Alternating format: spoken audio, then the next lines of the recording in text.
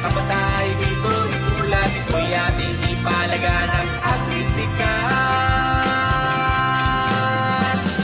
Sikat ka sa agrikultura, may future pa sa agrikultura. Marami tayong ibabahagi, lahat tayo'y magwawagi. Agrisikat. Agrisikat. Sisikat ka sa agrikultura, kikita pa sa agrikultura. Marami tayong ibabahagi, lahat tayo'y magwawagi. Agrisikat.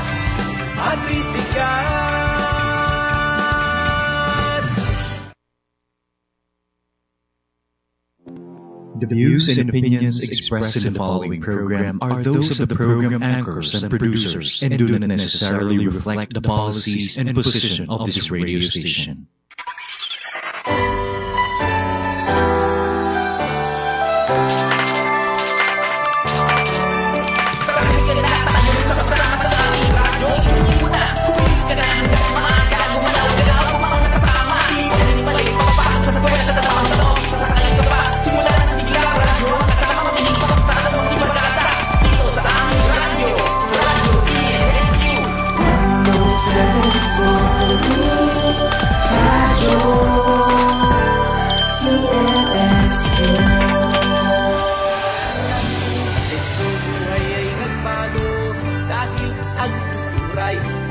Seryoso hanggang bata pa.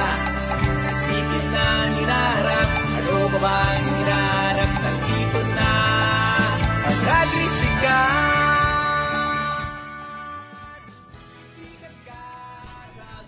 Ayan, what's up? Magandang buhay mga ka-agrisikat. Nandito muli sa inyong harapan ang inyong mga cutie partners tuwing Miyerkules, alas 4 hanggang alas 5 ng hapon.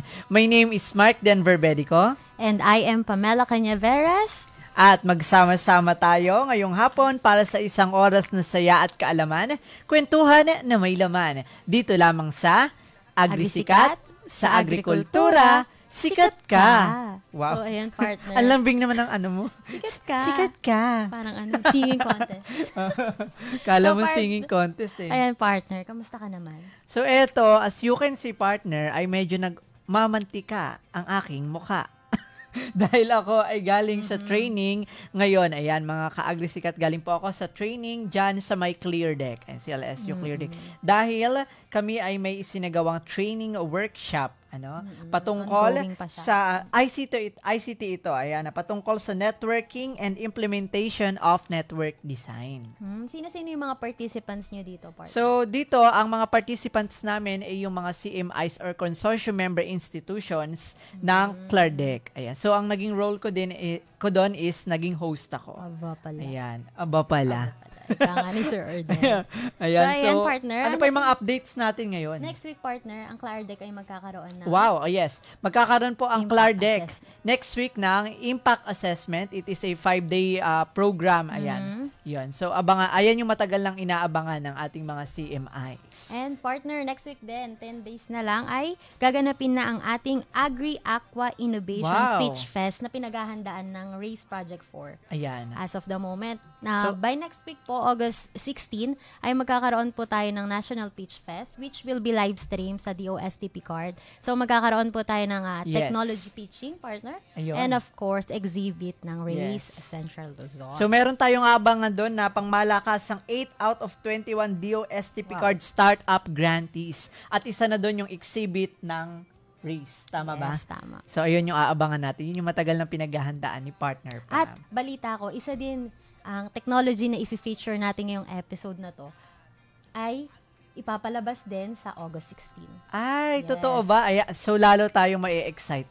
Kasi kasama pala yung topic natin ngayon doon sa darating na Pitch Fest Yes. 2024. Ayan, partner. Anyways, tayo ngayon ay naka-live sa ating CLARDEC Consortium FB pages, Radyo CLSU at RACE Central Luzon. Kaya naman, kung kayo ay nais magpa-shoutout at may mga katanungan, ay live namin yang sasagutin. Yes. At kung kayo naman po ay may internet difficulty, ay no problem dahil recorded ang lahat ng ating episodes sa CLARDEC Consortium FB page, Ray CL FB page, at sa Radyo CLSU FB page. Kung na-miss nyo yung ating mga topics and kung na-miss nyo rin kami.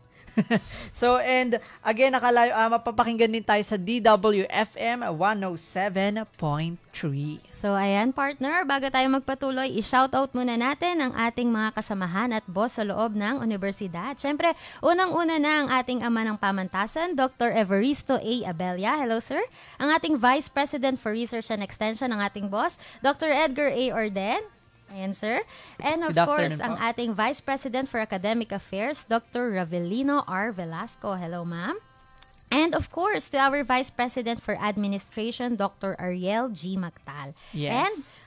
And ang ating Vice President for Business Affairs, Dr. Karenina B. Romualdo. Hello po, ma'ams and sirs. Hello po, at sa lahat ng ating deans, directors, department heads, faculty, staff, and syempre students. Ayan, hello po sa inyong lahat dahil hindi lang puro kaalaman. May halutong saya syempre. And syempre yung saya na yon, may kapupulutan na aral. And especially yung nakita nilang topic natin ngayon dyan, Crioller. Ano? Mapapatanong sila, ano ba yon?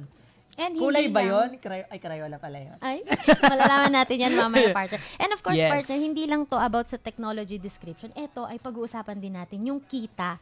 Wow, yes. Yes. Siyempre, partner, meron ka pa bang gusto i-shoutout? Syempre, gusto ko i-shoutout yung aking family. Ayan. Si Carlos Yulo pala. Binabati Close kayo, ko, kababata ko. Ayan, so, syempre, congrats pala kay Carlos Yulo na nag-uwi ng Congrats gold medalist. Dahil sa kanya, nakilala muli lalo ang ating bansang Pilipinas. Aba. Ayan. Ayan, shoutout din po pala sa aming Claardec fam, sila Ma'am Rachel, Ma'am G, Ma'am Ellen, and of course sa OV Press staff, and of course sa Ray CL team, sa Stratcom, sila Ma'am Yen. Ayan, shoutout po sa inyong lahat. Ayan, kay Ate Tere, binabati ko rin. Ayan, ang aming kasamahan sa FAC, sa FAC siya dati. Si Gian, na nanonood from Philmec, ini-endorse niya rin doon yung Agrisikat. And of course, si Doc Espino din. Yes, kay Hello, Dr. sir. Espino. Ayan. So, yun lamang, partner, ang aking mga gustong. At shoutout din sa mga paparating nating mga estudyante dahil sila ay Next magbabalik na next week.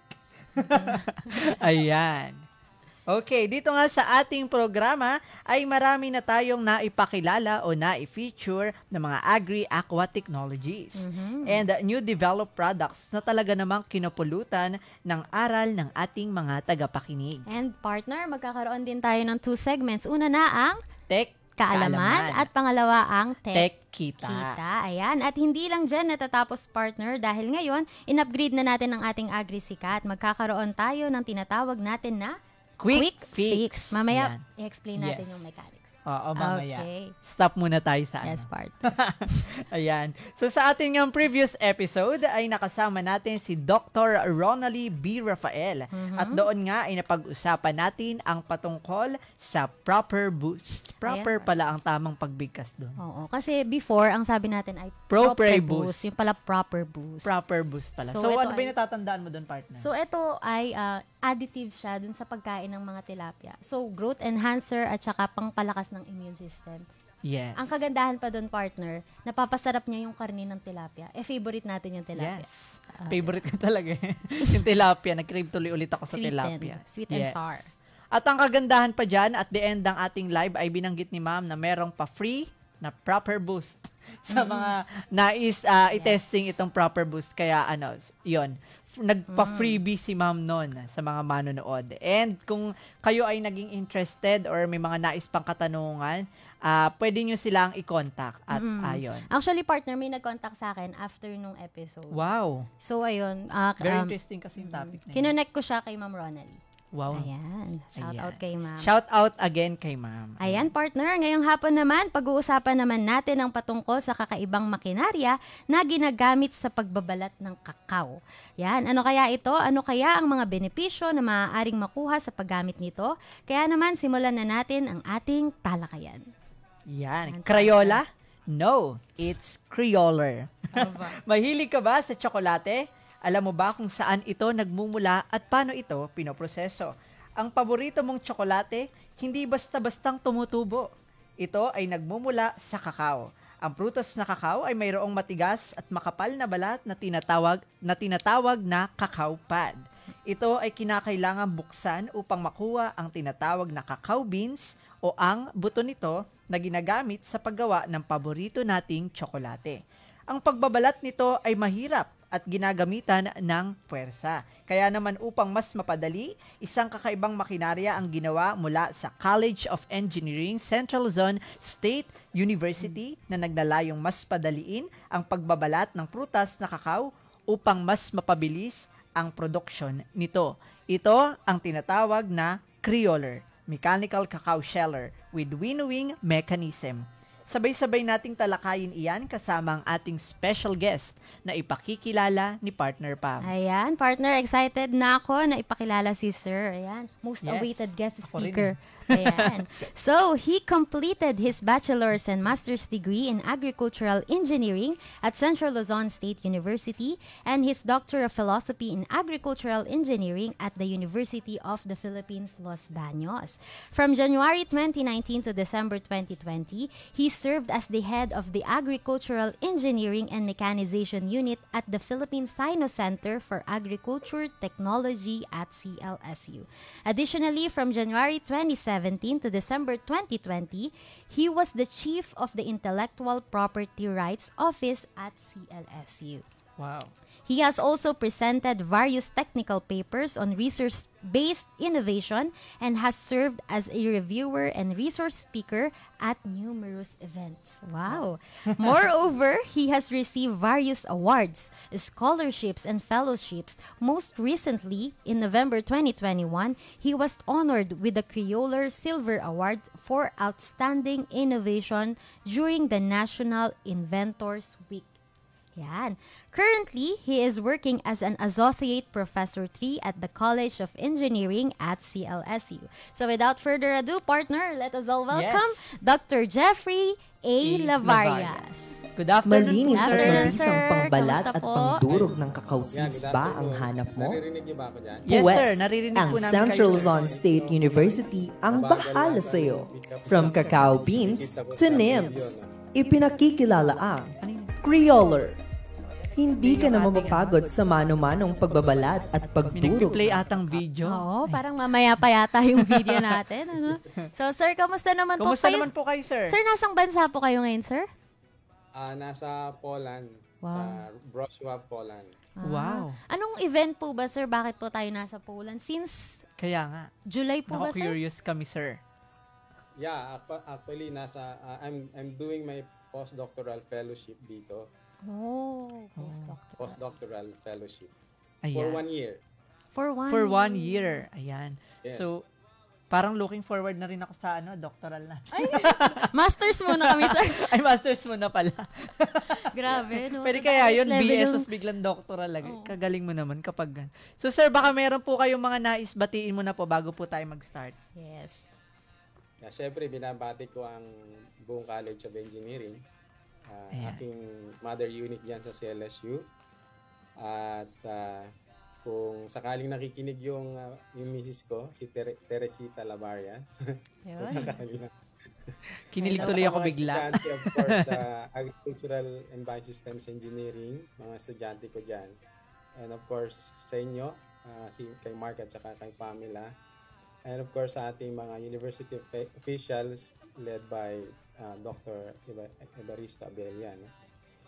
So, marami, pero I mean, I think hindi, alam naman natin na they deserve to be recognized. Yes, And sir. anyway, thank you very much for inviting me for this particular Thank you sa AgriSikat sa programang ito. At magkakaroon ako ng opportunity to share my piece of work. Yes, sir. Yes, Thank you sir. very much din, sir. Yes, sir. sa Thank you very much din po pagpapaunlak. sa Ayan. pagpapaunlak po. Actually, na-meet ko na si sir during the Alok Tech Pitching, sir. Ay, true Yeah. ba? Yes. In na-meet personal, Nakita mo ng personal yung kapogian ni sir. ko. Oo. Kitang-kita ang kapag yan. I think hindi lang pogi si sir, pinaghandaan niya rin. Handa rin siya. Dito sa ating correct. mga pangmalakasang katanungan. So sir, without further ado, simulan po natin sa warm-up question, sir, dito sa ating segment na Tech Kaalaman. Para po sa kaalaman ng ating mga manonood, ano po ba yung pangunahing layunin ng Department of Agricultural and Biosystems Engineering sa CLSU? Ang hirap yata ang tanong. Hindi, joke lang. Okay, may tatlong pangunahing layunin ang Agricultural and Biosystems Engineering.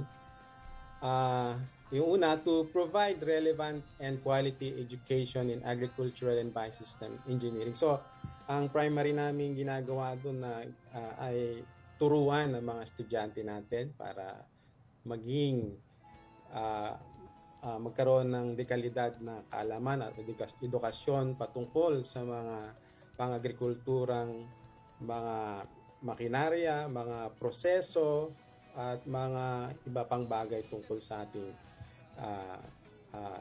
pagtatanim. Lalo na at ang Pilipinas ay isa pa ring agricultural country, kaya kailangan natin itong. Pangalawa ay to generate innovative technologies and systems for the production and post-production of safe, secure food, agri-products, and energy with smart utilization and management of the environment and natural resources. Ibig sabihin nito, bukod sa nagde-develop tayo ng mga future leaders sa agriculture, we Yes, also develop innovative technologies, kasabay ng kanilang kaalaman na magkaroon ng kaalaman sa mga pang-agrikultura, ay nandun din yung meron silang nade-develop na technology. So, yan. Pangatlo ay to provide engineering and technology expertise in the field of agriculture and affiliated industries of the country, the region and beyond, sabi nga doon. So, kung makikita ninyo, mga halos maraming mga agricultural and biosystems engineering or engineers na nakakalat sa mga government agencies, sa private, they primarily serve as an expert sa mga lalo na pag sila ay na-hire sa isang company, sa isang mga private companies and or also government. These people na galing na nag-aral dito sa CLSU at sa ibang school na nag-offer ng ABE ay makikita natin we have our own expertise in this field. So yun yung tatlo, so tao, yung technology, and yung expertise. Ayun. Yun yung kagandahan doon. Hindi lang sila basta-basta gumagawa ng mga makinarya, technologies related to agri-aqua technology, pero nag-hone din sila ng experts, researchers. Kumbaga, they are very open to share their skills, their experiences. They hone people that are globally competitive. Aba. Ayun. Yung pinagkaiba daw natin, sabi nga ni Sir, sa ibang mga school, sa ibang universities. Sir, speaking po kanina, nabanggit nyo po yung innovative agri-aqua technologies. So, ano-ano po kaya or ilan po kaya sa mga agri-aqua technologies or kilalang researchers ang mayroon po ang College of Engineering as of the moment, sir? Ano-ano po yun? Although hindi ko lahat maalala, pero makapagbibigay ako ng mga ilan na kung saan ito ay naging kilala sa CLSU mula sa College of Engineering. Yes po. Yung hydroponic system, So, ito ay ibig sabihin pagtatanim, production ng isang crop na walang soil, or soilless production system. So, yan, nagkaroon tayo ng mga breakthroughs diyan sa at naging kilala po ang CLSU through the College of Engineering. Yes, at po. meron din tayong mga solar-powered irrigation system. Ayan, yung mga kilala talaga natin, mga solar-powered. Opo. Oo, at actually, makikita natin ito sa Kamalig, dyan sa mga demonstration ng CLSU, sa Kamalig. So, naka-display lahat ito, pati yung biogas digester. Ito yung mga ilang mga bagay na kung saan nagkaroon tayo ng expertise and nagkaroon tayo ng mga technologies na nakakatulong sa maraming tao. Yung carrot washer, chicken feather plucker, and iba't ibang klase ng mga mechanical dryers. So, siguro yun yung mga ilang mga bagay na gusto kong banggitin na kung saan nagkaroon po tayo ng mga breakthroughs diyan. Ilan pa lang yun, pero ang dami na. Oo, nalula na ako agad. Ang kagandahan doon, meron tayong Meron tayong kamaling. Oo. Techno Diba? demo. Kung gusto nung mga ka-agrisikat natin na pumunta Na or curious makita. sila. Oo. Yes. Pwede silang bumisita doon for free. Yes, Diba? perfect. For free. Ayan. So, sir, isa po sa inyong mga agri-aqua technologies ay ang mechanical cacao sheller. Ayan yung topic natin ngayon. Maaari po ba ninyo kaming kwentuhan, sir, patungkol po sa teknolohiyang ito? Yeah, kung gusto nating malaman kung una yung pangalan, ano? Gusto niyo bang malaman? Yes, kung sir. bakit Creoler? Sir, yan. Very Yan, curious oo. ako. Kanina, Yung sir, pinag-uusapan namin, bakit kaya Ba't kaya Creoler? Ayun. So, sir, bakit po ba Yeah. Creoler? Mechanical. Ayan. Okay, so kaya Creoler 'yan dahil 'di ba ang isa sa mga mother varieties ng cacao ay Criollo, Forastero, tatlo 'yun no? At doon ko kinuha yung kalahating Creo, no? Creo. Criollo, yun yung parent variety ng isa sa mga parent variety ng cacao. Criollo ang tawag doon. Tapos yung LER. Kinuha ko yun doon sa Haller, yung machine pangtanggal ng balat. So kaya pinagsama ko yung Creo at saka Ler, yung Haller ng machine. Kaya Creoler. So ibig sabihin pangtanggal ng balat ng Ng cacao. Criollo. Okay, so nagsimula ito actually nung ako ay ito yung dissertation ko sa Los Baños na kung saan nakadevelop ako ng isang machine para pangtanggal kasi napaka challenging sa mga cacao farmers yung pagtanggal ng balat. Yes So, po. yung efficiency, yung capacity, tapos yung quality. ng nibs na napuproduce labor ay cost, mababa. diba, sir? So ganon, no? And that was 2009 pa yon nung ako ay So 2009 pa siya. And hanggang ngayon I think hindi pa rin masyadong nare-revolutionize yung paggamit ng kasi depende ito sa mga sistema ng ating mga cacao farmers kasi ngayon karaniwan ang mga produce ng cacao farmers ay binibili ng mga dayuhan. So dito nanggagaling yung mga raw material pero sa ibang bansa pinoprocess kaya lugi or talo tayo kasi producer lang tayo ng raw material. Yes po. Pero sana nakita kong problema na dapat nating masolusyonan sana ay tayo yung magproseso at tayo yung magbenta ng finished product. At doon malaki ang kita. So mamaya natin pag-uusapan 'yon, but Yes po. yun yung naging challenge. dahilan. Kasi kawawa naman yung mga farmers natin. Pagod at hirap silang nag-produce, pero alam nyo ba na 3 to 6% lang ang kanilang share, no? Ang baba. Halimbawa, 10 piso ang isang chocolate bar, 3 pesos lang ang napupunta dun sa farmers. Cacao producer. So, ganun ang percentage. So, yun yung goal ni sir, yung sa atin manggaling. Hindi yung tayo na lang lagi yung Kasi kung tutuusin, sagana yung Philippines. Especially dyan sa mga ganyan sagana tayo, masisipag naman yung farmers, pero bakit ang baba nung sa economy rate na? Yan ang kagandahan Pagdating sa doon. Creoler talaga. Yes. So, ayun. So, ayun po, sir, sino-sino po ba ang mga eksperto na inyong naging katuwang sa likod ng pagbuo ng makinaryang ito, sir? Yes po. Okay, so dahil makinarya ito, syempre kailangan ko ng manufacturer, kailangan ko ng design experts.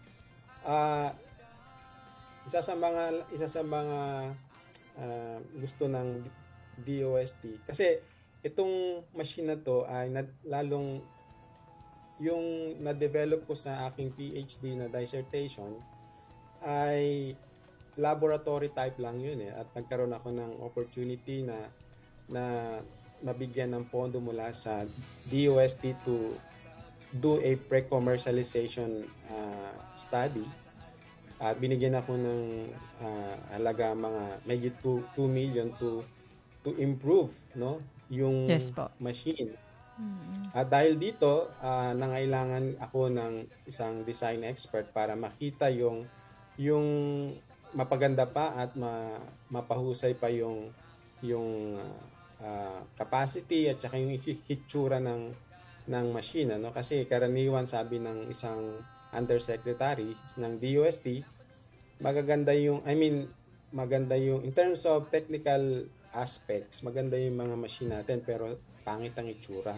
Yes po. Para bang hindi siya walang aesthetic design.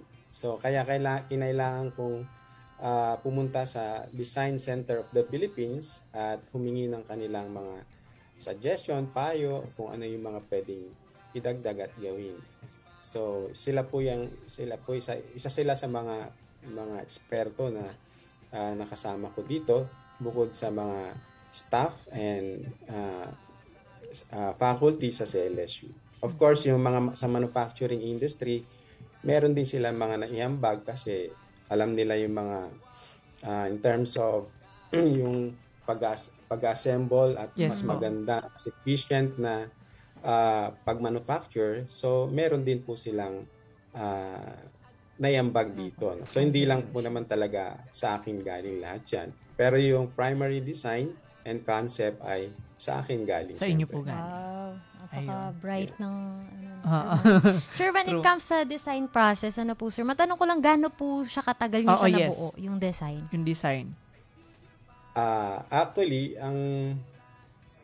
although sa bagay hindi naman perfect agad kasi yun. It took me siguro mga 6 months, no? 6 months kasi Matagal. and then Matagal nung po. na-manufacture na yung isang prototype may palpak pa rin, no? So iteration yan eh. So paulit-ulit hanggang sa may magtanggal ka, may magdagdag ka ng isang mga component, pabilisan Hanggang sa ito, ganun. ma-perfect. Para kang gumawa ng Hanggang bahay. sa perfect, ano? Mm-mm. So, yun. Makuha mo yung mga design criteria mo, mga requirement.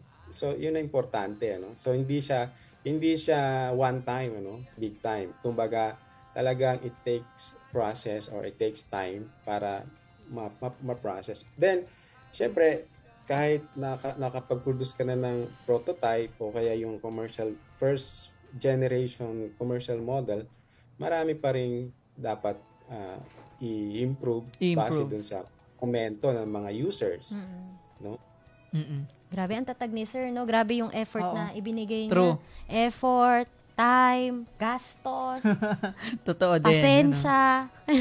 Kasi hindi naman siya yung napanaginipan mo lang yung ganitong design. Oo. Kinabukasan idodrawing mo na Trial siya. and error, Saka pag drawing, especially yung mga machine na to, kasama dun sa drawing yung yung details, ganitong tornilyo yung kailangan, ganitong Sukat. mga gamit.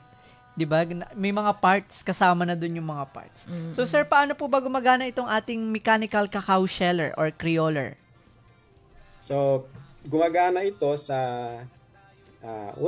pag-usapan natin yung yung klase ng buto, no, na ilalagay doon. Kasi ang machine naman depende yan, hindi yan magiging efficient kung ang ipinapasok mo ay hindi rin maganda. Ayan.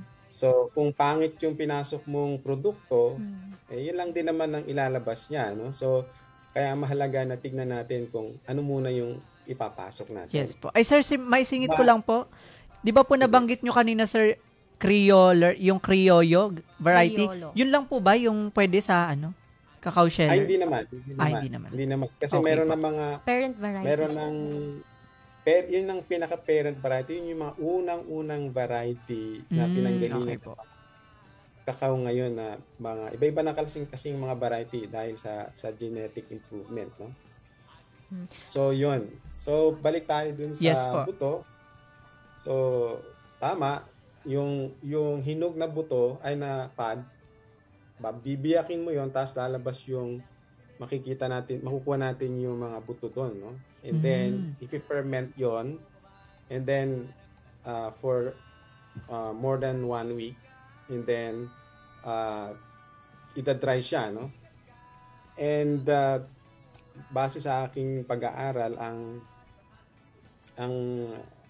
sa karaniwang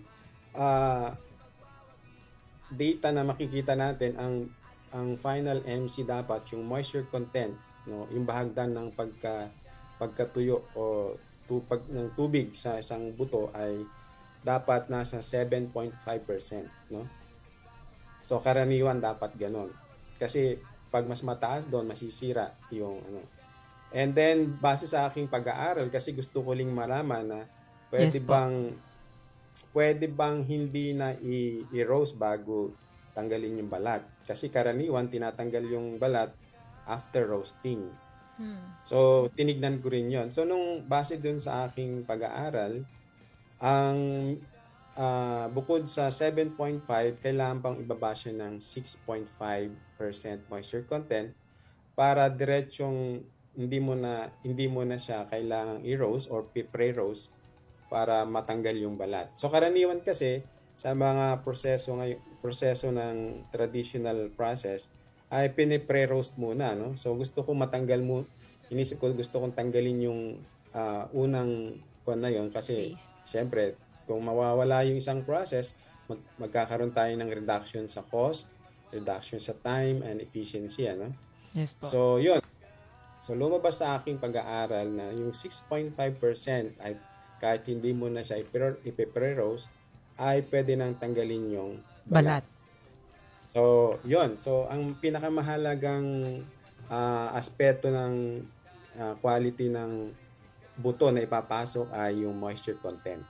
Okay, so pag okay na yon, doon naman punta tayo doon sa machine, merong tinatawag na hopper kung saan doon pinapasok o ilalagay yung produkto, lalo na yung buto. And then, pagbaba niya doon sa isang chamber, yung cracking chamber, no?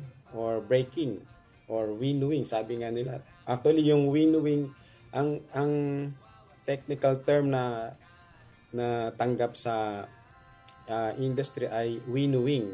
Yung winnowing, ang doon, dalawang process ang nandun, no? Yung breaking at yung pag-separate ng buto, yung buto at saka yung mga balat, no? And yon. So madali lang actually mag-break and magbalat. Okay. Ang problema yung paghihiwalay ngayon, no? Paghihiwalay ng kasi halo-halo 'yan. Oo nga. Yes. So, yan. So pagbaba dun sa breaking chamber, meron ngayong dun sa design na ginawa ko, pagbaba niya, meron siyang louver kung saan ginaguide niya yung baba ng buto at saka kasama yung balat. Tapos merong blower, suction blower na tamtaman lang para higupin niya yung balat kasi mas magaan yung balat. Tapos yung final product ay pumupunta dun sa collection bin, no? So dalawa, no? Dito sa breaking chamber sabay sila, pero pagbaba na nila sa baba, lower portion, maghihiwalay na sila, no? Parang prakeya. Sir, tanong ko po, gaano po siya katagal yung simula sa pinakamataas na part? Paglagay. Yung pag-process. Sir, ito po ba per sack, per kilo ng beans? So yung from hopper to collection bin, walang yon, in a matter of 10 seconds, no? 10 seconds lang yun. Pero yung overall capacity ng machine ay nasa 90 to 100 kilograms per hour. Oh, ang dami. Ang dami agad. Kaya niya, kumpara sa mano-mano, ano? Sa mano-mano, kasi nag-interview rin ako, no? So I would like to see kung ano yung current practice nila in terms of manual, no? Yes po. Sa mano-mano kasi, ang kaya ng isang tao na pinakamagaling na tao ay 5 kilo lang, 5 kilo lang. Yun na yung pinakamagaling na tao, ano? Sa isang oras, sir. Kada araw. Oo. Kada araw. araw. Oh my God. Napakatagal. Subukan nyo maghiwalay ng mga Napakahirap. balat na paliliit, tapos yung mga powder dun sa kung di mahirapan kayo. No? So, yun yung mga challenges dito sa Pero remember, chocolate is ang laking market ito, more than 100 billion, no? Ang dito worldwide. Yes, sir. Ang market. Ang kita. Ayan. So, sir, ano po ba yung kaibahan ng paggamit po ng crioller po ninyo sa ibang mga, mechanical cacao sheller po? Ay, ito, maganda. Kasi during our pre-commercialization project na pinondohan ng DOST TAPI, meron kaming cooperator. No? Naghanap kami ng cooperator, isang kooperatiba na talagang nagpo-proseso ng kakao at sila ay nagpo-produce ng mga iba't ibang mga local chocolate products. Actually, meron silang kamukha ng ng Ferrero eh. Talagang kung titikman mo yung produkto nila, talagang hindi nalalay dun sa Ferrero. Nakatikim na ba kayo ng Ferrero? Yes, sir. Yes, sir. Sarap ba? Kadalasan binibigay So po sila yung meron na nagpo-produce na sila doon at iba pang mga products na galing sa kakao. Yes, pero even kahit nung dinalaw ko sila, nag-interview ako doon. Sinabi nila ang problema nila, although meron silang ginagamit na machine. So pinagtatyagaan lang talaga nila yung machine nila until such time na nung dumating yung design na pinahiram ko sa kanila kasi cooperator namin sila. So nag-commission ako doon ng isang unit na ginamit nila para matulungan sila doon sa pagbabalat, At nagulat ako na sinabi nung manager doon na yung pang 7 araw o 6 na araw nilang trabaho, 1 araw lang nung crioller. So, wow. Baka efficient. 600%, 600% better in terms of yung productivity ang kanilang At saka madali daw gamitin kasi birin mo isang beses lang tinuruan yung operator nila gamit ng nakuha na crioller. Kuha na, I mean, kasi wala namang dinesign yun na walang masyadong pinipindot, walang masyadong minomonitor. Titignan mo lang kung paano yung pagsubo at saka yung user-friendly. Yan. Pasok mo lang, paglabas, okay na. Saka sir, tanong ko lang po since gusto natin nung hindi nakaka-apekto masyado sa kalikasan ng mga makinarya. Mausok po ba to, sir? Paano po ba ginagamitan po ba to ng gasolina or di baterya? Ganun po. Okay. So, magandang question yan. No? Kasi yes po. Usually, pag makinarya, it involves yung gasoline engine or gasoline engine, diesel engine. Ito ay ginagamitan ng electric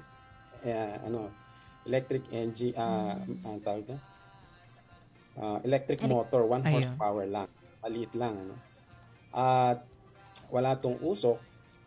At minsan kasi, may mga machine na kung hindi man siya environmental friendly, nakakasira sa tainga yung tunog. Hindi makatagal yung tao yung operator doon sa machine kasi sobra lampas sa doon sa kayang i-absorb ng tao na more than 90 decibels, no?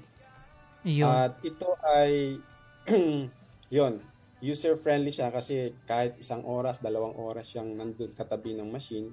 Yes po. Ay hindi mararamdaman na yung may ingay siya pero hindi niya mararamdaman yung sakit sa kanyang tenga or hindi siya mapapagod due to So ayun, so hindi lang siya user friendly but also eco-friendly. So I'm sure curious na sir yung ating mga tagapakinig kung ano nga ba talaga yung itsura nitong ating crioller. Kaya naman sir, may inihanda po kaming short commercial na mapapanood po natin ngayon bago po tayo dumako sa ating susunod na segment na Tech Kita. Ayan, sabay-sabay po nating panoorin ang short video na ito. Malinis at mabisang pangbalat at pangdurog ng cacao seeds ba ang hanap mo? Puwes, ang Central Luzon State University ang bahala sa iyo. From cacao beans to nibs, ipinakikilala ang Creoler. Hindi ka na mapapagod sa mano-manong pagbabalat at pagdurog ng cacao seeds. Dahil ang Creoler, paspas ang trabaho. Para sa karagdagang impormasyon, maaaring bisitahin ang Facebook page ng Central Luzon State University. Wow. Malinis at mabisa. Ayan. Ayan. Ganun pala yung itsura. Yes, ganun pala gumagana ang ating Creoler. Ayan. So ngayon, welcome sa ating second segment na Tech Kita. Ayan, alam ko po, marami partner ang curious, ano? Yes. So, magkano ba kasi yan? Oo, magkano Sabihin ba nyo yan? na, i-reveal nyo na, magkano. Ayan, so welcome po sa ating second segment kung saan pag-uusapan natin ang market or commercialization potential ng mechanical cacao sheller with winnowing mechanism. And sir, unang-una po, sa estimate po ninyo, sir, magkano po ang pagmamanufacture o pagpoproduce ng isang Creoler? Yan. Base dun sa isa yan sa kung hindi niyo po isa po ako sa mga Pilipino na pumunta sa London. Kung narinig niyo na po yung Leaders Innovation Fellowship, kasama yung mga unang batches nito, sila President Orden, Dr. Ayun sila Sir Orden. Dr. Domingo, Clarissa Domingo, sila Dr. Ravelina Velasco. Pang-anim na batch kasi ako no. At isa yan sa mga pinag-aralan namin, how to make yung costing ng isang machine, no? Of course, hindi na pinag-uusapan ngayon yung technical, kung hindi, ang pinag-uusapan ngayon ay yung magkano ngayon ito ibibenta na fair siya, hindi siya yung mababa o hindi siya yung mataas na mataas, no? Yes po. So sabi ng mentor namin sa London, pwede ko daw siyang ibenta at least 300,000 pesos. And based dun sa valuation na ginawa ng DUST, yung technology IP valuation, ganun nga, halos between 250,000 to 300,000 pwede siyang ibentang ganun. At of course, yung manufacturing noon ay depende naman ngayon sa nung una actually nakabenta ng isang unit sa cooperator namin, kasi nung kinukuha ko na yung unit na dineploy doon, ayaw nilang ibigay, nakikusap silang doon muna kasi wala silang magamit. Ayaw nilang bumalik doon sa dati nila, no? So, yes po. So ganito na lang. Bumili na lang kayo ng bago para mapalitan yung at ma-improve pa yung mayroon ng mga improvement yung yung improved design. So, bumili sila ng isang unit at ngayon ay ginagamit nila doon. So, yung unang benta na nagawa ng manufacturer ay nasa 250,000. Ayun. 200. Yun yung unang benta nila. Ayun. Mm-hmm. So sir, open po ba kayo sir sa ito po pala sir, maitanong lang po. Saan po sila maaring pumunta or mag-contact po? Kung sakali pong interesado po sila patungkol po dito sa ating Creoler. Sa manufacturer? Yes po. Yung gumawa niyan ay yung manufacturer na nakausap namin diyan ay yung Agricom sa Isabela, Kawayan Isabela. At sila yung naggumawa actually ng mga prototypes at saka yung first commercial model na ibenta dun sa cooperator namin sa Mindanao. Sir, pwede po bang matanong kung ano po yung name ng partner manufacturer natin sa Isabela, sir? Agri-component. Agri-component. Ayan. Yeah. So, kung nais din po ba, pwede po ba nila rin kayo, sir, ma-direct contact if ever po na may ano po sila dito, patungkol po dito? Ay, opo. Yun naman po ang ating gustong mangyari na Yes kung po. kung gusto nila, pwede nila akong kontakin at kung paano ako makatulong sa kanila ay handa po akong magbigay ng aking oras at panahon sa kanila. Ayan. Yun. And of course, nandito na lang rin tayo, partner. Pwede rin po kayong mag-contact sa Ray CL at sa Clardeck, ayan, consortium po. Yeah, patungkol yeah. po dito. Ayan. Para mas lalo i-direct na natin lang natin ma-promote, sila kay sir. no? Para mas lalo rin natin ma-promote itong Creoler. Yes. Ayan. Sir, alam ko po, partner, marami din curious dito, po, sir? Yes po. Kung ang isang typical na farmer po ay interesado sa Creoler, sir, pero hindi nila ito ganun ka-afford, Yes. may alternatibong paraan pa po ba kayo para magamit nila yung makinarya po? Like for renting For po, example, sir. sir, open po ba kayo for renting? Ganyan, sir. Yeah, actually ang isa sa mga tinitignan ko rin 'yan, no. So paano nila magagamit ito, no? Una through cooperative. O kaya tinignan ko rin yung possibility na kung mayroong 10 cacao farmer, magkaroon sila ng agreement o sama-sama sila bumili ng gagamitin nila 'yon, ano? Kasi hindi naman kaya talaga ng isang farmer lang yung one time na 250,000. Pero kung 10 yung magmamay-ari ng unit, isang machine ay sabihin natin tagto 25,000 sila o di so mas mababa na at Yes po. nakakagawa na sila. At palagay ko sa mga ganong investment, kung makikita natin yung merkado, no, yung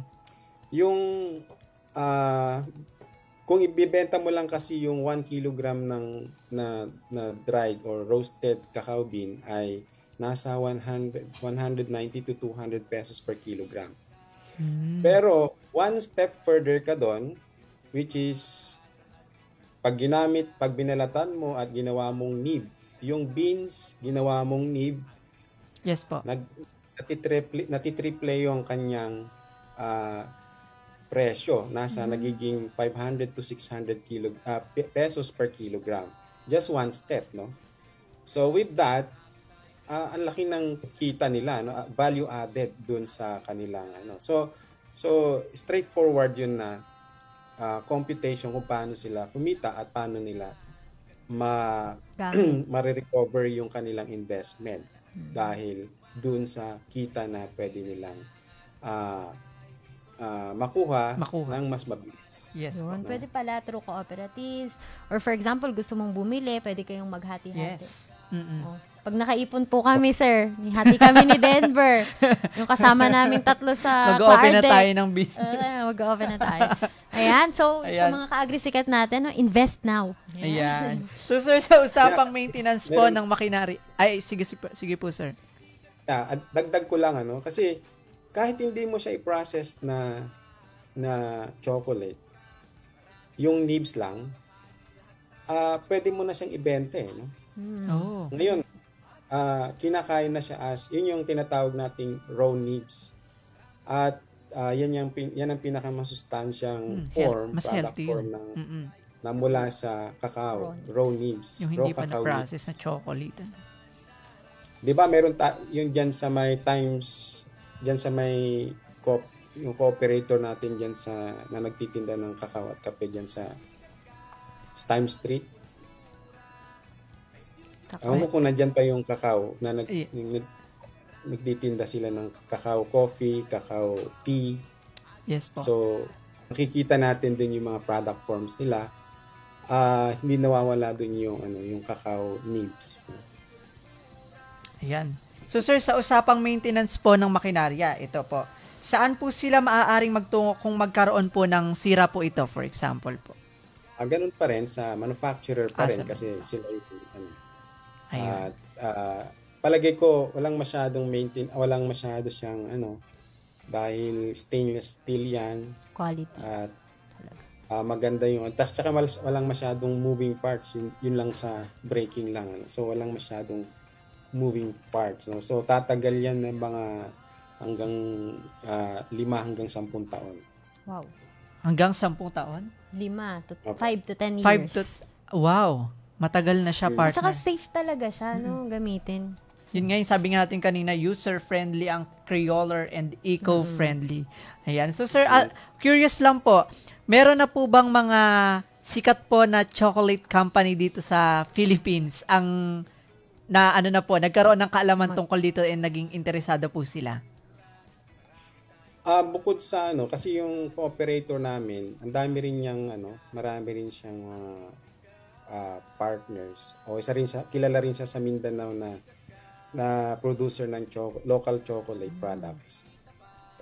At nung kasalukuyang inobserbahan namin yung kanilang paggamit nito, marami daw dumadalaw dun sa kanila at nakikita yung process and na-appreciate nila at tinatanong kung saan galing ito, sa sino na gano'n. Pero during that time ay ongoing pa kasi yung pre-commercialization namin. And by now, marami na rin nagtatanong kaya lang para bang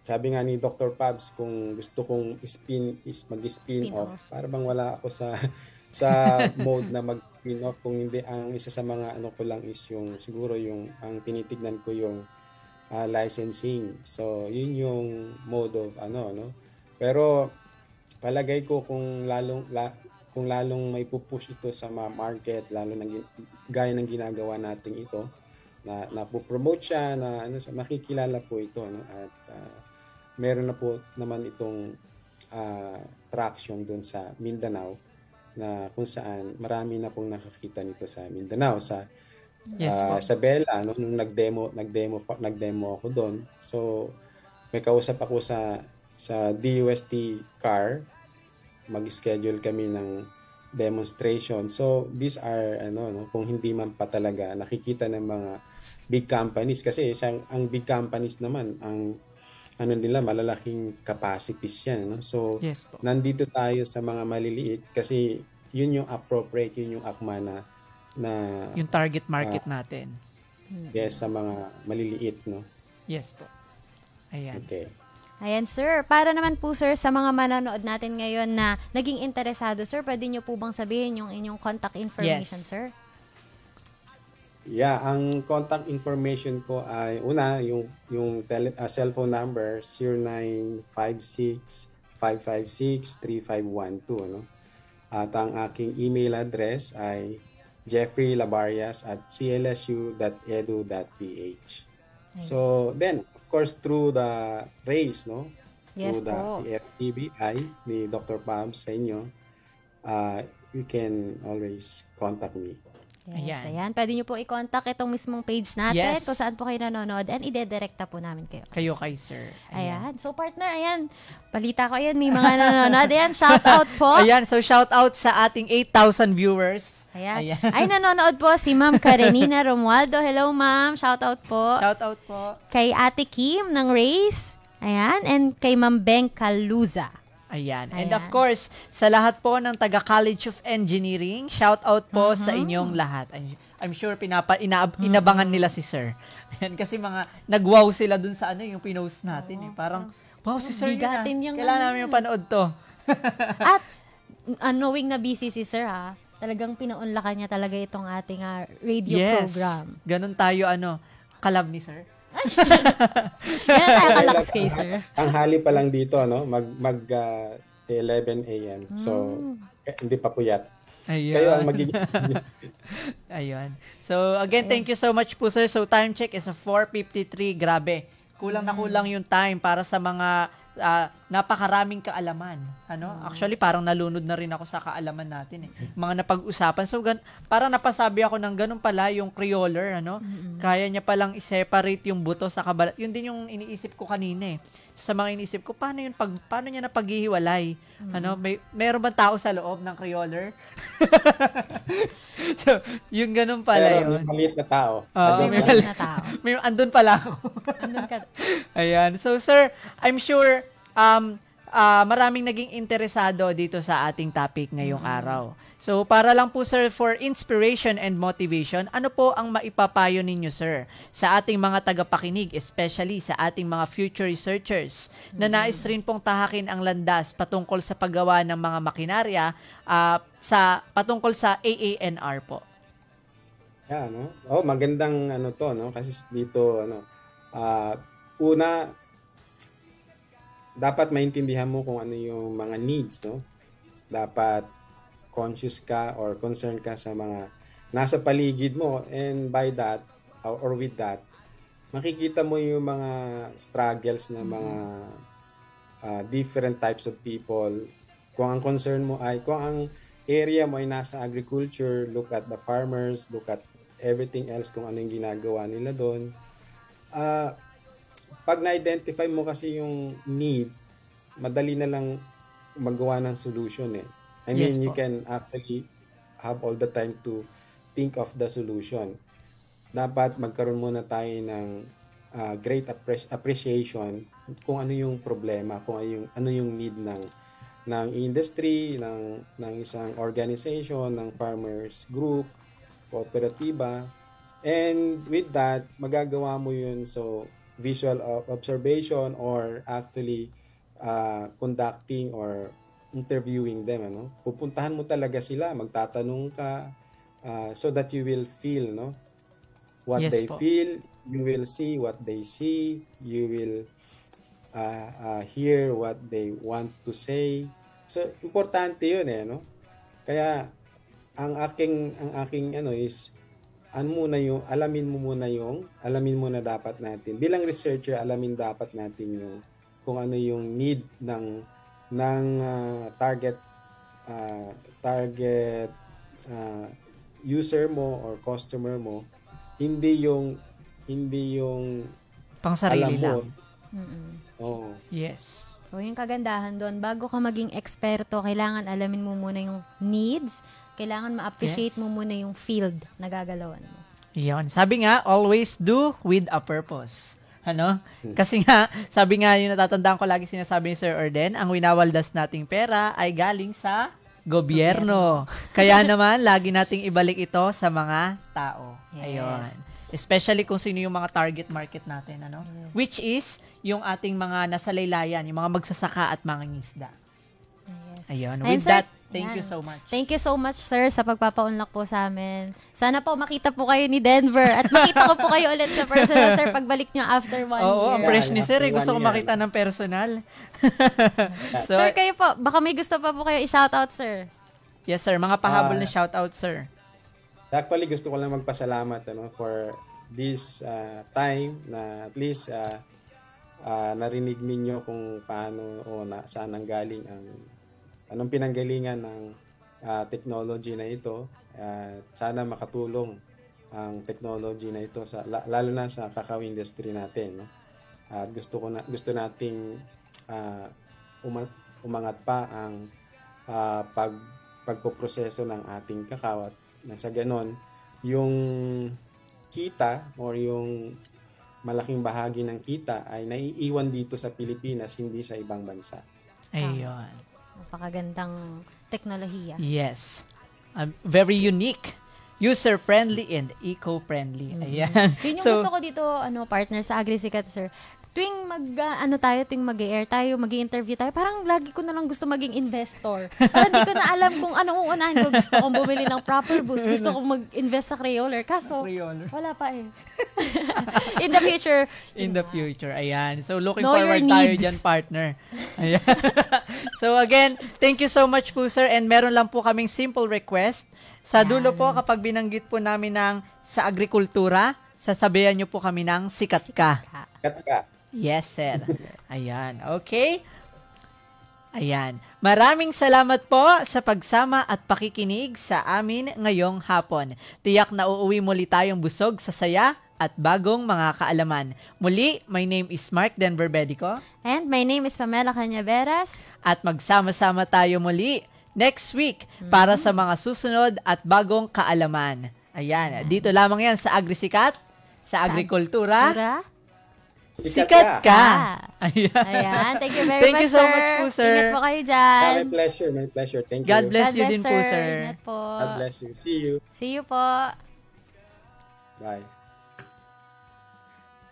Sikat ka sa agrikultura, may kita pa sa agrikultura. Marami tayong may babahagi, lahat tayo'y magwawagi. Agrisikat, agrisikat.